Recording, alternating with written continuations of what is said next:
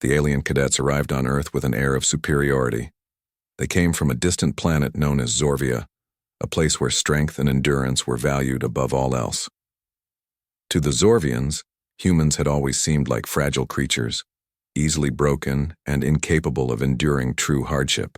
This belief was deeply ingrained in their culture, passed down through generations. It wasn't arrogance that fueled their views, it was simply what they had been taught to believe. Now, standing on Earth's soil for the first time, they were eager to see if their assumptions held true. Among the group of Zorvian cadets was a young male named Krill. He was tall, even by Zorvian standards, with shimmering green skin and sharp, angular features. His eyes glowed faintly, a trait common among his kind, giving him an almost otherworldly appearance. Krill was ambitious, always striving to prove himself better than his peers. This trip to Earth was no exception. He saw it as an opportunity to showcase his skills and gain recognition from his instructors. But more than that, he wanted to confirm what he had always been told, that humans were weak and unworthy of respect. Accompanying the cadets was Varnock, their instructor. Varnock was a seasoned warrior, his body covered in scars earned from countless battles. His voice carried authority and his presence demanded obedience. He wasted no time making it clear why they were here. "This is not a vacation," he barked at the group as they disembarked from their sleek silver ship. "You are here to learn, but do not mistake learning for weakness. Observe, analyze, and remember, humans are inferior. Do not let them deceive you otherwise." On the other side of the field stood a team of human military trainers. Leading them was Captain Laura Hayes, a woman in her mid-30s with short brown hair and a no-nonsense attitude. Beside her was Lieutenant Daniel Brooks, a man with broad shoulders and a calm demeanor. Both wore uniforms that bore the marks of years of service, and both carried themselves with quiet confidence. They had been chosen to oversee this exchange program, a joint initiative between Earth and Zorvia, aimed at fostering understanding between the two species. As the two groups approached each other, the tension was palpable. The Zorvians towered over the humans, their glowing eyes scanning the crowd with obvious disdain. Some of the cadets exchanged smirks, clearly amused by the smaller stature of their hosts. Laura noticed these reactions but chose not to address them directly. Instead, she stepped forward and extended her hand toward Varnock. "Welcome to Earth," she said firmly. "We hope you find your stay informative." Varnock stared at her hand for a moment before reluctantly shaking it. His grip was firm, almost too firm, as if trying to assert dominance. "We shall see," he replied curtly. "Informative or not, we will judge for ourselves." Daniel took a step forward, offering a polite smile. "We've prepared a full schedule for you. Today, we'll start with a demonstration of our training methods. Tomorrow, you'll have a chance to participate yourselves." At this, one of the Zorvian cadets snickered. "Participate? In human exercises?" he said mockingly. "Surely you jest. What could we possibly learn from such primitive activities?" Laura's jaw tightened slightly, but she kept her composure. "You'd be surprised," she said evenly. "Our training is designed to push individuals to their limits. It tests not just physical strength, but also mental fortitude. If nothing else, it should provide entertainment." The word hung in the air, laced with subtle defiance. The Zorvians exchanged glances, some amused, others intrigued. Krill tilted his head slightly, studying Laura with renewed interest. There was something about her tone that suggested she wasn't as intimidated as she appeared. Perhaps there was more to these humans than met the eye. The group moved toward the training facility, a sprawling complex surrounded by dense forest. Inside, the main hall buzzed with activity as soldiers prepared for the day's events. Equipment lined the walls, ropes, weights, and various tools used for physical conditioning. At the center of the room stood an obstacle course unlike anything the Zorvians had ever seen. It consisted of towering walls, deep trenches filled with mud, swinging platforms, and narrow beams suspended high above the ground.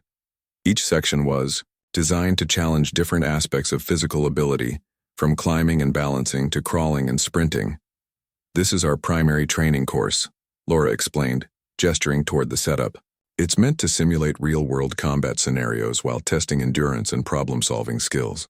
You'll get a chance to observe today, and tomorrow, you can try it yourselves, if you're up for it. Varnock raised an eyebrow, clearly skeptical. A simple course cannot compare to the trials we face on Zorvia. Your methods seem rudimentary. Perhaps, Laura replied coolly, but appearances can be deceiving. Let's see how your assumptions hold up once the demonstration begins. With that, she turned and signaled for the first group of human trainees to step forward. The Zorvians watched intently as the soldiers took their positions at the starting line. Among them was Private Ethan Cole, a man in his late 20s with sandy blonde hair and a lean build. Unlike some of his comrades, Ethan didn't exude bravado or swagger. Instead, he carried himself with quiet determination, his focus entirely on the task ahead. What the Zorvians didn't know, and what Ethan hadn't disclosed, was that he was nursing an injury. During a previous exercise, he had fallen awkwardly, fracturing several ribs. Though painful, the injury wasn't severe enough to warrant immediate medical attention, so Ethan had opted to continue training rather than sit out.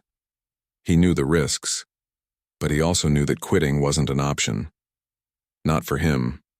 Not for anyone who wore the uniform. As the whistle blew, signaling the start of the demonstration, the human trainees surged forward. They tackled the first obstacle, a 10-foot-high wall, with varying degrees of success. Some scaled it effortlessly, while others struggled, relying on teamwork to pull themselves over. The Zorvians observed silently, their expressions ranging from mild amusement to outright boredom. When one trainee slipped and fell, eliciting laughter from a few of the cadets, Laura shot them a pointed look. Even the strongest stumble sometimes, she remarked dryly. What matters is how quickly they recover. Ethan reached the wall next, moving slower than usual due to his injury. Every movement sent a sharp pain radiating through his torso, but he pushed through it, using sheer willpower to propel himself upward. As he dropped to the ground on the other side, sweat already beading on his forehead, Krill leaned closer, watching with growing curiosity. There was something about this particular human that caught his attention. Despite his apparent disadvantage, Ethan showed no signs of slowing down. The course continued, each obstacle presenting its own unique challenge. By the time the trainees reached the mud trench, a long, slippery pit filled with thick, clinging muck, the Zorvians were beginning to lose interest. They muttered among themselves, dismissing the entire exercise as trivial. Varnock crossed his arms, shaking his head in disbelief. This is what passes for training on Earth? He sneered. No wonder your species struggles to survive. Laura ignored the comment, keeping her gaze fixed on the trainees. She knew the hardest part was yet to come, and she was confident that the humans would rise to the occasion. Sure enough, as the group moved into the final sections of the course, their determination became undeniable. Even those who had faltered earlier found renewed energy, spurred on by the encouragement of their teammates. By the time the demonstration ended, the Zorvians remained unimpressed, at least outwardly, but beneath their dismissive attitudes, seeds of doubt were beginning to take root. Krill couldn't shake the image of Ethan pushing through the course despite his obvious pain. Was this what humans called resilience? And if so, could it truly rival the raw power of a Zorvian warrior? Unbeknownst to everyone, the real test was just beginning. The sun rose higher in the sky, casting long shadows across the training grounds. The air was thick with anticipation as the humans prepared for the next phase of the demonstration. Captain Laura Hayes stood at the edge of the obstacle course, her arms crossed and her expression unreadable. Beside her, Lieutenant Daniel Brooks adjusted his cap, glancing occasionally at the Zorvians. He could feel their skepticism like a weight pressing down on the entire group. It was clear that the aliens weren't impressed by what they had seen so far, but Laura had one last trick up her sleeve. She turned to face the line of human trainees, who were catching their breath after completing the initial run. Among them was Private Ethan Cole, still standing tall, despite the pain radiating from his ribs. His uniform was streaked with dirt, and his breathing was shallow, but there was no sign of weakness in his posture.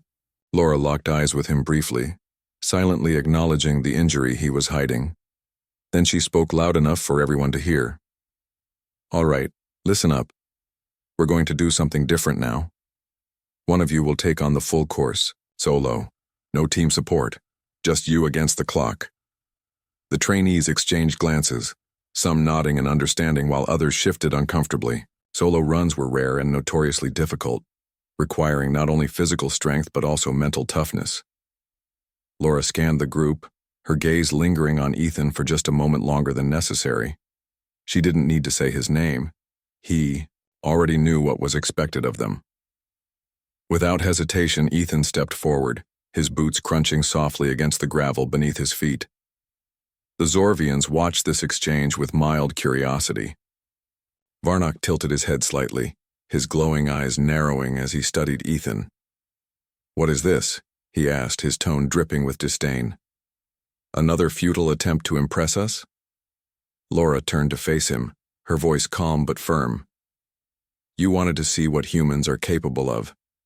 This is it. A single soldier taking on the entire course alone. Let's see if your assumptions hold up." Krill leaned closer to his instructor, his earlier boredom replaced by cautious interest. "Why him?" he asked quietly, gesturing toward Ethan. "He looks ordinary." Varnock smirked, folding his arms across his chest. "Exactly. Ordinary humans doing ordinary things. What else would you expect?" But Krill wasn't convinced. There was something about the way Ethan carried himself, his steady movements, his unwavering focus, that suggested he might be more than he appeared.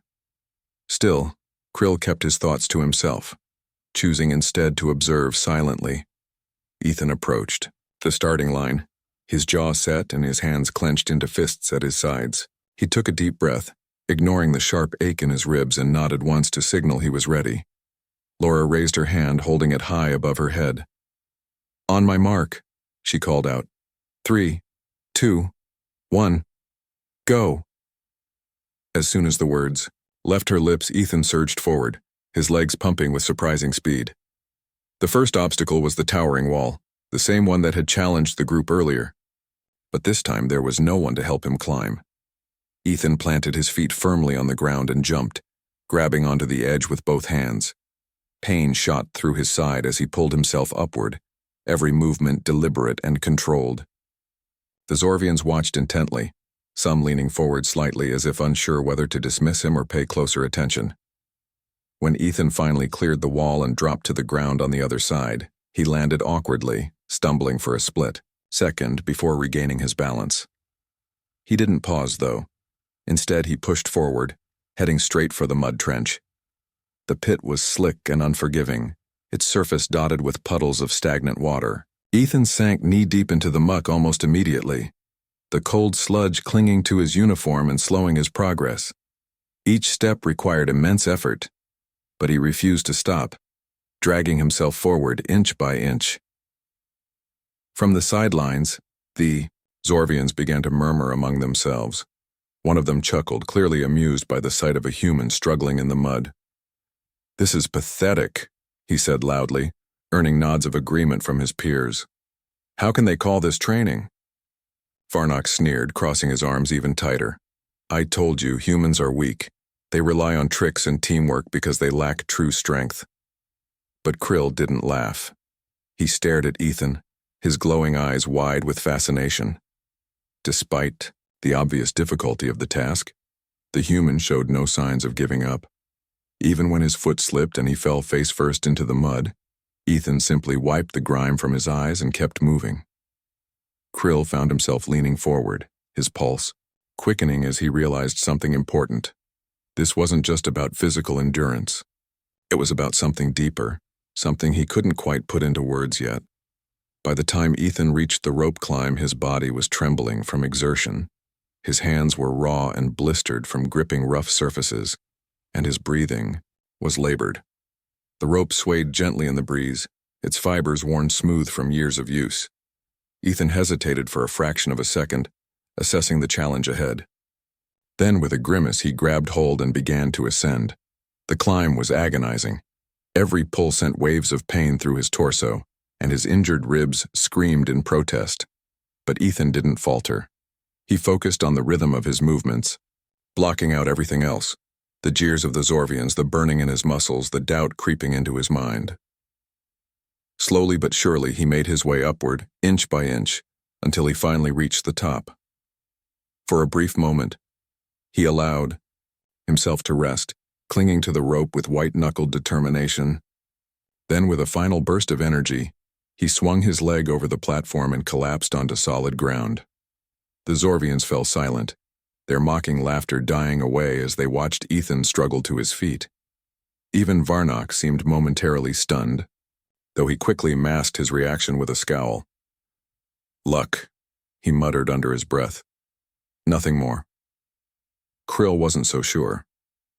He glanced at his instructor, then back at Ethan, his thoughts racing. Was this what humans meant by perseverance? If so, it was unlike anything he had ever encountered on Zorvia. On his home planet, strength was measured in raw power and dominance. Pain was seen as a weakness to be avoided at all costs. But here was a human willingly enduring unimaginable discomfort, pushing past limits that would have broken most Zorvians. It didn't make sense, and yet, it was undeniably impressive. Ethan moved on to the next obstacle, a series of swinging logs suspended above a pit of jagged rocks. The logs swayed unpredictably, forcing him to time his movements carefully. He hesitated for a moment, gauging the distance between each log, then leaped forward. His landing was shaky, and he nearly lost his balance, but he managed to steady himself just in time. The process repeated itself again and again, each jump more precarious than the last. By the time he reached the final log, his legs were shaking uncontrollably, and his vision blurred from exhaustion. But he didn't stop. With one final leap, he cleared the gap and landed safely on the other side. The humans watching erupted into cheers, their voices echoing across the field. Some clapped enthusiastically, while others shouted words of encouragement. Laura allowed herself a small smile, proud of Ethan's performance despite the odds stacked against him. Even Daniel looked impressed, his usual calm demeanor replaced by genuine admiration. The Zorvians, however, remained eerily quiet. Their earlier smirks had vanished, replaced by expressions of disbelief and unease. Krill felt a strange mix of emotions bubbling inside him: curiosity, respect, and maybe even a hint of envy. He had always believed that physical prowess was the ultimate measure of worth, but now he wasn't so certain. Watching Ethan fight through the pain, refusing to give up no matter how dire the situation, made him question everything he thought he knew about strength. As Ethan approached the final section of the course, a narrow beam suspended high above the ground, he paused for a moment, gathering what little energy he had left. His body was battered and bruised, his ribs throbbing with every heartbeat, but he didn't hesitate for long. Taking a deep breath, he stepped onto the beam and began to walk, his arms extended for balance. The beam wobbled slightly under his weight, and for a terrifying moment it seemed like he might fall, but he steadied himself, focusing on putting one foot in front of the other until he reached the end. When Ethan finally crossed the finish line, collapsing to his knees in exhaustion, the crowd erupted into applause once more. His teammates rushed to his side, helping him stand and patting him on the back. Laura walked over, her expression softening as she placed a hand on his shoulder. "Good job, soldier," she said quietly, her voice filled with pride. "You did great." Ethan nodded, weakly, too tired to speak. But even in his exhausted state, he couldn't miss the change in the atmosphere. The Zorvians were no longer laughing or sneering. Instead, they stood frozen, their glowing eyes fixed on him with an intensity that bordered on awe. For the first time since their arrival, they were truly speechless. Krill stepped forward hesitantly, breaking away from the group. He approached Ethan, his steps slow and deliberate, as if unsure of what to say. When he finally spoke, his voice was low but sincere. "Why did you do it?" he asked, his brow furrowed in confusion. "You were injured. No one would have blamed you for stopping." Ethan looked up, meeting Krill's gaze with weary but resolute eyes. Because giving up isn't an option. The silence that followed Ethan's response was heavy, almost suffocating. Krill stood frozen, his glowing green eyes locked onto Ethan's weary face. The human's words, simple and unadorned, had struck a chord deep within him, resonating in ways he couldn't immediately understand. We don't quit, no matter what. It wasn't just a statement, it was a philosophy, a way of life that seemed alien to everything Krill had ever known. Varnock, however, was less impressed. He stepped forward, his towering frame casting a shadow over both Krill and Ethan. His lips curled into a sneer as he addressed the exhausted soldier. "You call this strength?" He spat, his voice dripping with disdain. "Dragging yourself through mud and pain? Any Zorvian could do the same without breaking a sweat. This is not strength, it is stubbornness born of weakness." Ethan didn't respond. He was too tired to argue, too drained to defend himself against the instructor's mockery. But Laura, who had been standing nearby, stepped in before Varnock could continue. Her tone was calm but firm, her gaze unwavering as she met the alien's piercing stare. "Stubbornness, huh?" she said, her voice carrying just enough edge to command attention. "Funny, I thought that's exactly what got your species where it is today. Or are you telling me Zorvians never faced challenges they had to fight through?" Varnock's expression darkened, but he didn't reply. Instead, he turned on his heel and motioned for his cadets to follow him back to their observation area. The group obeyed reluctantly, though several of them glanced back at Ethan with expressions ranging from confusion to reluctant admiration. Krill lingered for a moment longer, his eyes still fixed on the human. Then, with a final nod, one so subtle it might have gone unnoticed, he rejoined his peers. As the Zorvians retreated, Daniel approached Ethan, offering a hand to help him stand. "You did good, soldier," he said quietly. "Real good. Don't let their attitude get to you." Ethan managed a weak smile, though it didn't reach his eyes. "Thanks, sir," he replied, his voice barely above a whisper. "But I don't think we changed their minds." Laura shook her head, her expression thoughtful. "Maybe not all of them," she admitted, "but you planted a seed. That's more than enough for now." Later that afternoon, the humans gathered in the mess hall for a much-needed break. The room buzzed with quiet conversation as soldiers recounted the day's events, some laughing about close calls on the course, while others marveled at Ethan's determination. Despite his exhaustion, Ethan found himself surrounded by teammates eager to congratulate him. He accepted their praise humbly, deflecting most of it with self-deprecating jokes. Still, there was no denying the sense of camaraderie in the air, a shared understanding that they had accomplished something significant together. Meanwhile, in another part of the facility, the Zorvians convened in a makeshift meeting room. Varnock paced back and forth, his movements sharp and deliberate like a predator stalking its prey. The cadets sat in silence, their usual bravado replaced by unease. None of them dared to speak until their instructor stopped pacing and turned to face them. "What did you learn today?" Varnock demanded, his voice cutting through the tension like a blade. "Did you see any evidence of true strength among these humans?" The question hung in the air, unanswered. Several cadets exchanged uneasy glances, unsure how to respond without inviting further ridicule.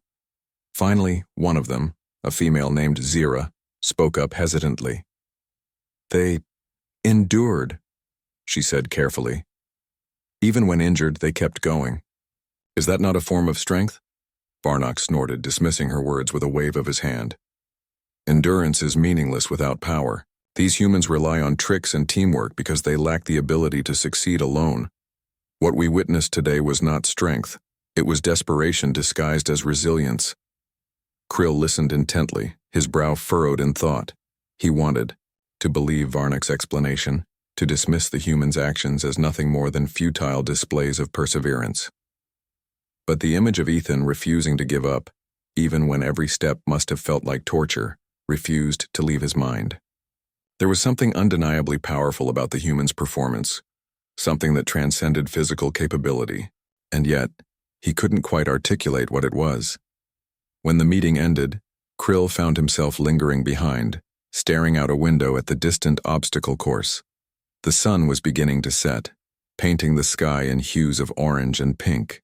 Shadows stretched across the field, obscuring the details of the course but doing little to erase the memory of Ethan's struggle.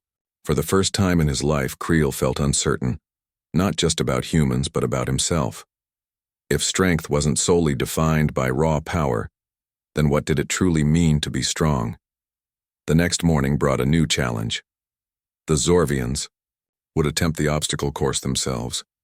As promised, they were given the opportunity to prove their superiority firsthand. Varnock wasted no time issuing orders, dividing his cadets into teams and assigning specific tasks to each member. Krill found himself paired with Zira, a pairing that suited him well. Unlike many of her peers, Zira was observant and thoughtful, qualities Krill appreciated more than ever after yesterday's events. When the whistle blew, signaling the start of the exercise, the Zorvians surged forward with confidence. Their natural athleticism gave them an advantage, allowing them to scale walls and leap over trenches with ease. They moved quickly and efficiently, completing sections of the course in record time. From the sidelines, the humans watched silently, their expressions neutral but their eyes sharp with interest.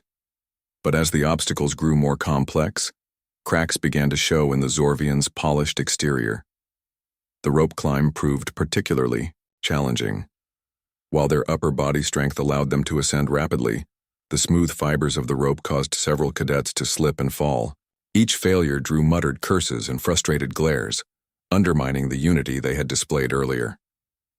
Krill reached the rope next, his movements steady and controlled. He climbed faster than most of his peers, reaching the top in seconds. But instead of dropping down immediately, he paused, looking back at Zira, who was struggling below. She had slipped twice already, her frustration evident in the way she clenched her jaw. Without hesitation, Krill descended slightly, extending a hand to guide her upward. Together they cleared the obstacle, earning surprised looks from their fellow cadets. Varnock noticed the exchange and frowned deeply. "Teamwork?" he barked later during a brief break. "This is not a human exercise. You are Zorvians. Strength lies in individual dominance, not reliance on others." Krill nodded respectfully, though his thoughts were elsewhere. He remembered Ethan's words again. "We don't quit, no matter what." Wasn't helping Zira simply another form of perseverance? Or was Varnock right? That true strength could only exist in isolation. As the day wore on, the Zorvians continued to push through the course, their initial confidence waning with each passing hour. By the time they reached the final section, the narrow beam suspended high above the ground, they were visibly fatigued. Several cadets hesitated at the base of the platform, their earlier bravado replaced by apprehension. Even Krill felt a twinge of doubt as he stepped onto the swaying beam, his balance faltering with every cautious step. From the sidelines, Laura watched the scene unfold with quiet satisfaction. She turned to Daniel, a small smile playing at the corners of her mouth. "Looks like our course isn't as primitive as they thought," she remarked dryly. Daniel chuckled softly, nodding in agreement. "Guess they underestimated us again." By the time the last Zorvian crossed the finish line, the sun was setting once more, casting long shadows across the field. Exhausted but determined, the cadets regrouped under Varnock's watchful eye. Though none of them admitted it aloud, the experience had left its mark. They had entered the course expecting an easy victory, only to discover that physical prowess alone wasn't enough to guarantee success. That night, as the Zorvians prepared for bed, Krill found himself staring at the ceiling, unable to sleep. His mind raced with questions he couldn't answer. What did it mean to be strong? Was it brute force or was it something deeper, something humans seemed to understand instinctively?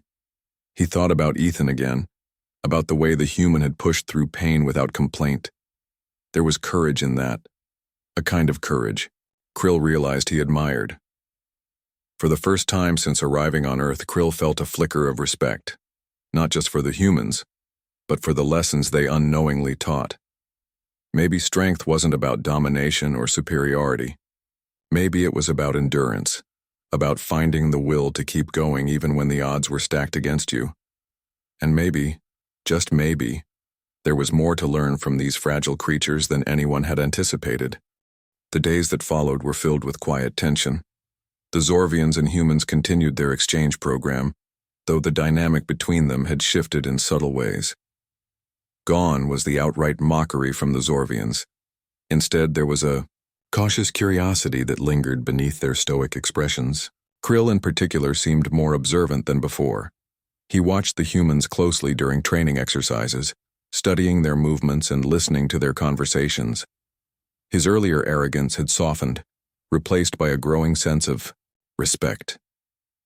Ethan noticed this change but chose not to comment on it. His ribs were healing slowly, though they still ached with every movement.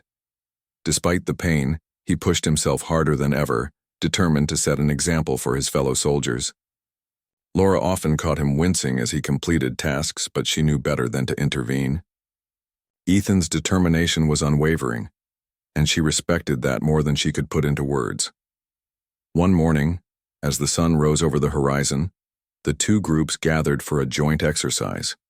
This time, the challenge involved teamwork. Humans and Zorvians working together to solve problems and complete tasks. It was designed to foster cooperation, though many on both sides approached it with skepticism.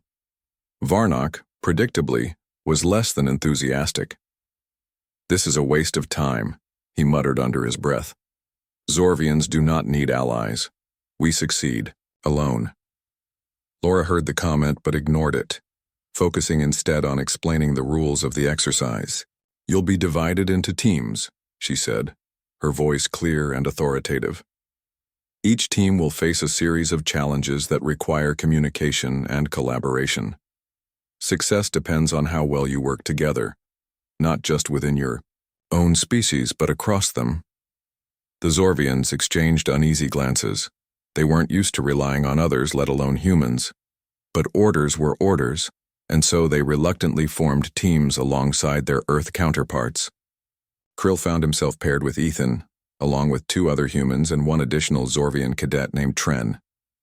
Tren was a burly male with a perpetually scowling expression, and he made no effort to hide his disdain for the arrangement. "Let's get this over with," Tren grumbled as the whistle blew, signaling the start of the exercise. Their first task was to cross a wide trench using only a set of planks and ropes. The materials were scattered at random intervals, forcing the team to strategize how best to use them. Ethan immediately took charge, his calm demeanor putting the others at ease. "We can lay the planks side by side to create a bridge," he suggested, "but we'll need to anchor them with the ropes to keep them steady."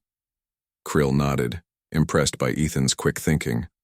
"I'll help carry the planks," he offered, stepping forward without hesitation. Tren sneered, crossing his arms over his chest. "Why should we listen to a human? Let him figure it out himself." Ethan didn't rise to the bait. Instead, he turned to Krill and the other humans, ignoring Tren entirely. "Grab the planks," he instructed. "We'll secure them while you tie off the ropes." The humans moved quickly, following Ethan's lead. Krill joined them, his long limbs making it easy to lift and position the heavy planks. Together, they worked efficiently, creating a makeshift bridge sturdy enough to support their weight. When the structure was complete, Ethan gestured for the others to cross first. "Go ahead," he said simply. "I'll stay here and make sure everything holds." Krill hesitated, then stepped onto the bridge. To his surprise, it held firm, the ropes taut and secure. As he reached the other side, he glanced back at Ethan, who was carefully checking the anchors. There was something admirable about the way the human prioritized the safety of his team, even when it meant taking risks himself. Tren, however, remained stubborn. "I'm not crossing that thing," he declared, folding his arms defiantly. "It's a human contraption. It'll collapse."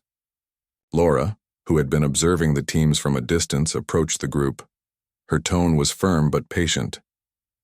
"If you refuse to participate, your team fails. Is that what you want?" Tren scowled but eventually relented, stomping across the bridge with exaggerated caution. Once everyone was safely on the other side, Ethan joined them, his breathing slightly labored from the exertion. Krill noticed the faint grimace of pain on his face but said nothing, choosing instead to focus on the next task. The challenges grew progressively harder, testing not only physical strength but also problem-solving skills and adaptability. At one point, the team encountered a locked gate blocking their path. The key was hidden inside a maze-like structure, requiring someone small and agile to retrieve it. One of the human soldiers, a wiry woman named Rachel, volunteered immediately. She navigated the maze with surprising speed, retrieving the key and unlocking the gate within minutes. Tren rolled his eyes, clearly unimpressed. "A child could have done that," he muttered. Rachel shot him a sharp look. "Then why didn't you try?" Before Tren could respond, Krill stepped in. "She did her part," he said firmly. "That's what matters." The comment earned him a glare from Tren, but also a nod of approval from Ethan. Slowly but surely, the barriers between the two species began to break down. By the end of the exercise, even Tren had grudgingly acknowledged the value of working together. Later that evening, as the sun dipped below the horizon, Krill sought out Ethan. He found the human sitting alone near the edge of the training grounds, staring out at the darkening sky. For a moment, Krill hesitated, unsure whether to approach. But then he reminded himself of the questions swirling in his mind, questions only Ethan could answer. "May I join you?" Krill asked, his voice soft but respectful. Ethan looked up, surprised but not unwelcoming. "Sure," he replied, shifting slightly to make room.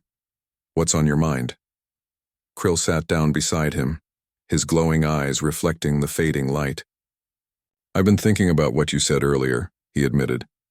"About not quitting. I don't understand it. On Zorvia, we believe strength comes from power. Pain is seen as weakness. Yet you endured so much today, and yesterday, and never once complained. Why?" Ethan considered the question for a moment, his gaze distant. "Pain isn't weakness," he finally said. "It's part of being alive. Everyone feels it, no matter how strong they are. What matters is what you do with it. Do you let it stop you, or do you push through it? That's where real strength comes from, not from avoiding pain, but from facing it head on." Krill absorbed the words, letting them sink in. "And your team, they rely on each other, even when it seems unnecessary." "It's not unnecessary," Ethan corrected gently. "No one can do everything alone. We're stronger together. That's why we train as a unit. If one person falls, the rest pick them up. It's not just about survival, it's about trust. Trust." The word resonated deeply with Krill, stirring emotions he hadn't realized he was capable of feeling. On Zorvia, trust was rare, reserved, only for those who proved themselves worthy through dominance and conquest. But here among these humans it seemed almost instinctive, a natural extension of their shared struggles. "I think I understand now," Krill said quietly. "Thank you." Ethan smiled faintly, though there was no arrogance in it. "Don't thank me yet," he joked. "Wait until tomorrow's exercise. Then you might change your mind." They shared a brief laugh, the sound carrying softly in the cool night air. For the first time since arriving on Earth, Krill felt a sense of connection, not just to Ethan, but to the humans as a whole. They were different from Zorvians in so many ways, yet they possessed qualities that Krill couldn't help but admire: resilience, adaptability, and an unshakable belief in the power of unity. As they parted ways, Krill returned to his quarters, his thoughts clearer than they had been in days. He knew there would be resistance back home if he tried to share what he had learned, but that didn't matter. What mattered was that he had seen something extraordinary, a glimpse of what true strength might really mean, and for now that was enough. The final day of the exchange program arrived, and with it came a sense of anticipation that hung heavy in the air. Both humans and Zorvians gathered at the training facility one last time, their earlier animosity replaced by a cautious camaraderie. For the humans, this was an opportunity to solidify the bonds they had formed over the past week. For the Zorvians, it was a chance to prove, to themselves as much as to others, that they could adapt and learn from their hosts. Captain Laura Hayes stood before the assembled group, her posture relaxed but commanding. "Today," she began, her voice carrying across the field, "we'll conclude our program with a final challenge. It's designed to test everything you've learned so far: strength, teamwork, and trust. You'll face it not as individuals, or even as separate teams, but as one unified group." Varnock frowned deeply, his glowing eyes narrowing as he processed her words. "Unified?" he echoed, his tone laced with skepticism. "Humans and Zorvians working together? Ridiculous." Laura didn't rise to the bait. Instead, she gestured toward the obstacle course behind her, which had been modified for the occasion. The familiar walls, trenches, and rope climbs were still present, but now they were interspersed with new elements, tasks that required collaboration between species. "Strength isn't always about dominance," she said simply. "Sometimes, it's about finding common ground." Krill exchanged a glance with Ethan, who stood nearby. The two had grown closer over the past few days, their mutual respect bridging the gap between their worlds.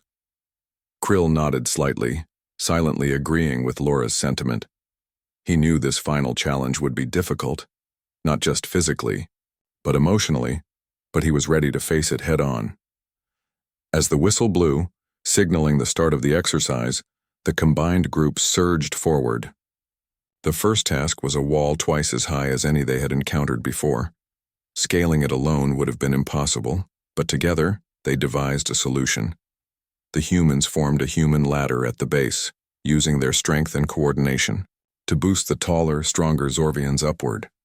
Once the aliens reached the top, they dropped ropes down to pull the rest of the team up. Tren, who had spent most of the week resisting cooperation, hesitated at the base of the wall. His pride warred with practicality, and for a moment it seemed like he might refuse to participate. But then Krill extended a hand, his expression firm yet encouraging. "We need you," he said simply. After a brief pause, Tren grabbed the offered hand and allowed himself to be lifted onto the shoulders of the human ladder. When he finally reached the top, he didn't thank anyone, but the slight nod he gave was acknowledgement enough. The next section of the course involved navigating a series of narrow beams suspended above a pit of water. Balance was key here, and the humans excelled at guiding their alien counterparts across the precarious structures. Ethan moved alongside Krill, offering steady advice as they inched forward. "Keep your weight centered," he murmured. "Focus on the next step, not the fall." Krill followed his guidance, trusting Ethan implicitly, despite the height and the risk.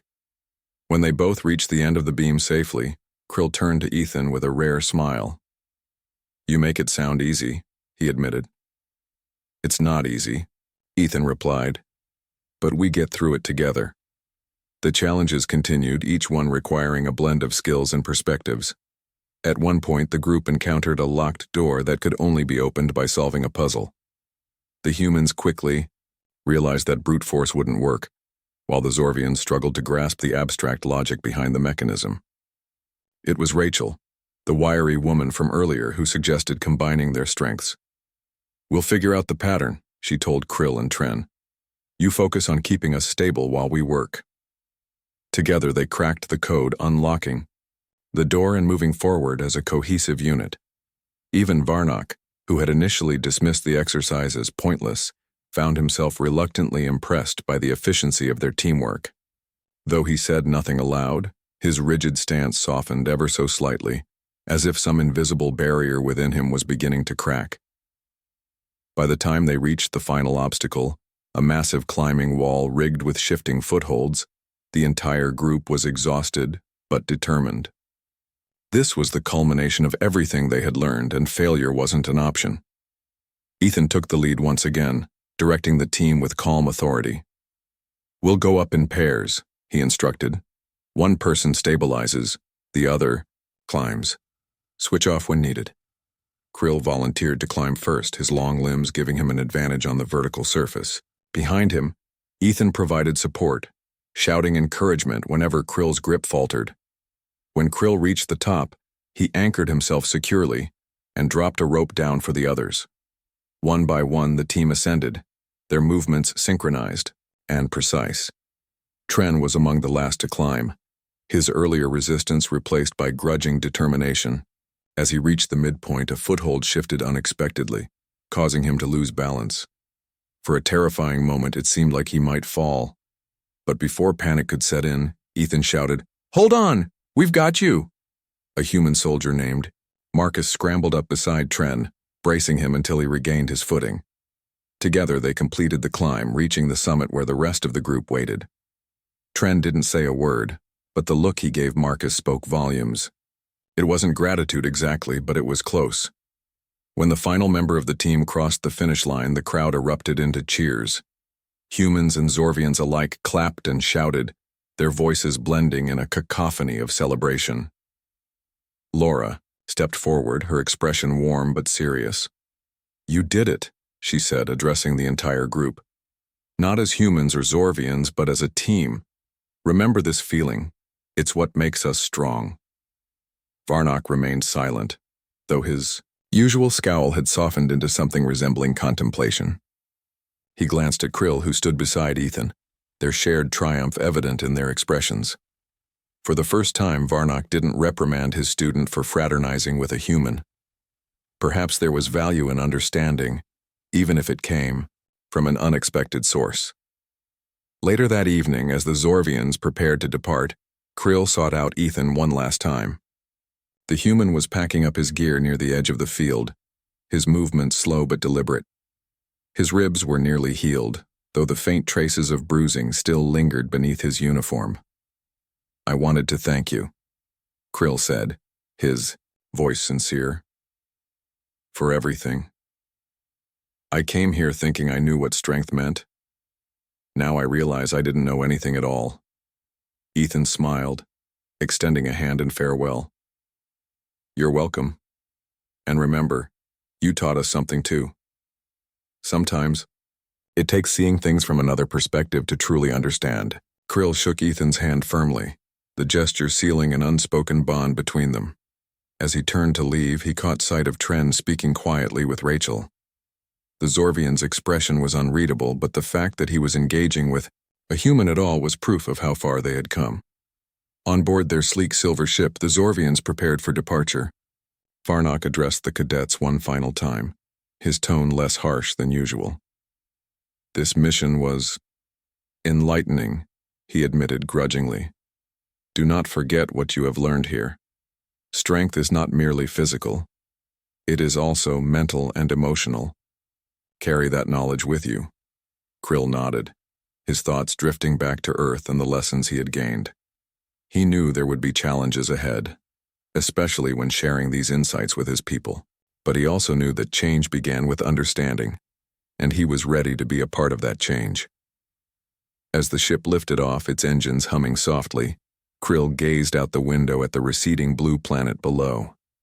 Somewhere down there, Ethan and his fellow soldiers were continuing their training, pushing forward as they always did. And though their paths might never cross again, Krill carried a piece of their resilience with him, a reminder that true strength lay not in dominance, but in unity.